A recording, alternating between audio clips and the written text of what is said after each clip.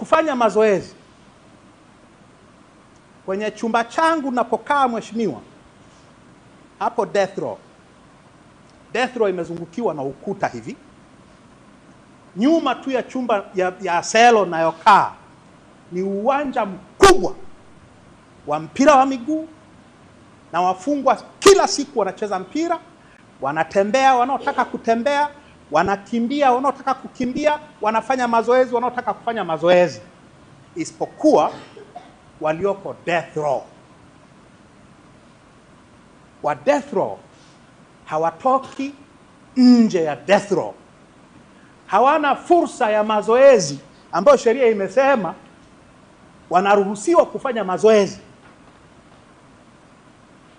Sasa mimi siwezi kucheza mpira mheshimiwa, miguu yangu iko kama ilivyo, lakini huwa nafanya mazoezi ya kutembea. Na tangu nimekuwa death row, kila siku kuanzia Jumatatu mpaka Ijumaa, napumzika Jumamosi na Jumapili kwa sababu Mungu naye alipumzika siku ya saba.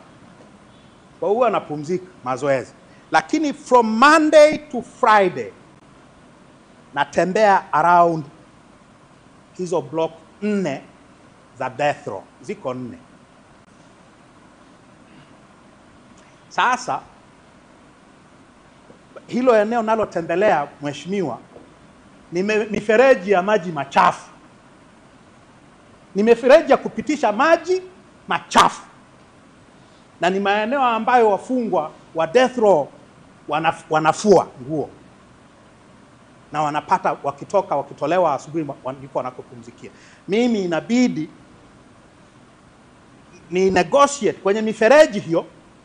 Huu mguu mmoja haufanyi kazi mheshimiwa. Asante watu wasiojulikana. Nafanya mazoezi, natembea kila siku, na siku zote nina hii fia kwamba hivi nikiteleza hapa itakuwaje? Kwa sababu mifereji ya maji machafu ni kwa ajili ya kupitishia maji machafu, sio kwa ajili ya mazoezi ya wafungwa.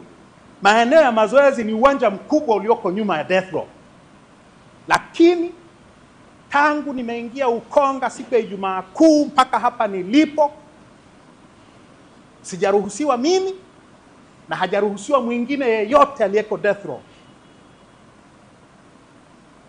kwenda kufanya mazoezi, na sheria inasema waruhusiwe.